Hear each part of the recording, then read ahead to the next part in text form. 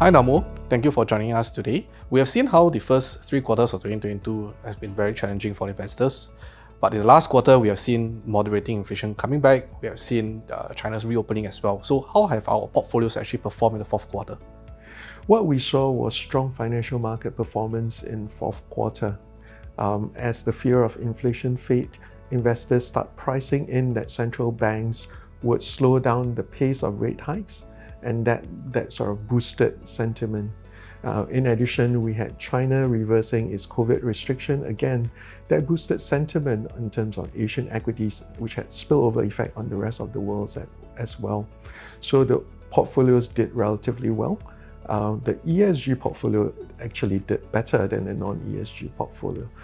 And the ESG portfolios, we saw somewhere between minus 0.5 to 5.8% return. And the more aggressive side of the spectrum in terms of our portfolios actually did better because they participated more in the equity rebound, whereas on the more conservative side, that's allocated more to fixed income, and bonds actually delivered a small positive return, but the weakening US dollar actually ate into that, and as a result, we saw a sort of a small negative return from the portfolio. The non-ESG portfolio delivered somewhere between minus 0.8 to 2% return. I think the spectrum of performance is probably a bit tighter. The non-ESG portfolio actually fared worse than the ESG portfolio, partially because of the allocation, the higher allocation to energy stocks in the non-ESG portfolio. And as we know, energy prices came off in the fourth quarter, and that sort of affected the performance of the portfolio. Thank you, Dharmo, for giving us a brief explanation in terms of how the portfolios have performed. So with that in mind, could you also share with us whether is it our portfolio allocations have contributed positively to our outperformance of the portfolios, or even to the underperformance of the portfolios as well? Well, I think we participated in the Asian recovery. Most of the portfolios would have exposure to Asian equities, and that has boosted the performance. I think that's probably on the positive side. But if we look back, what we've done was that in the last quarter, because of the huge volatility in Asian markets, we've sort of constrained that exposure a bit. As well, on the other hand, we did allocate a bit to Europe, and that sort of contributed positively as well for some of the portfolios, whereas the US equities sort of slightly underperformed the rest of the world. So with that, do you think there will be any further changes going to the portfolios in this quarter as well?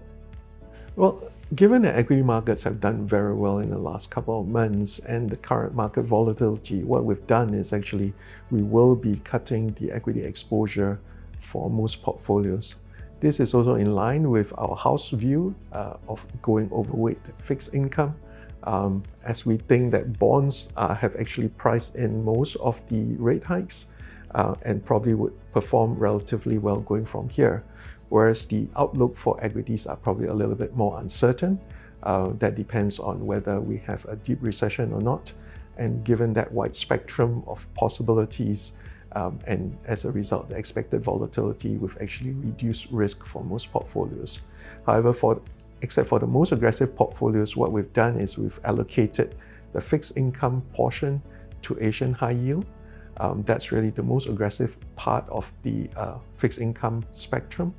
And we believe that this can actually deliver almost equity-like returns for investors. I guess we have a better picture of how our portfolios are working towards 2023.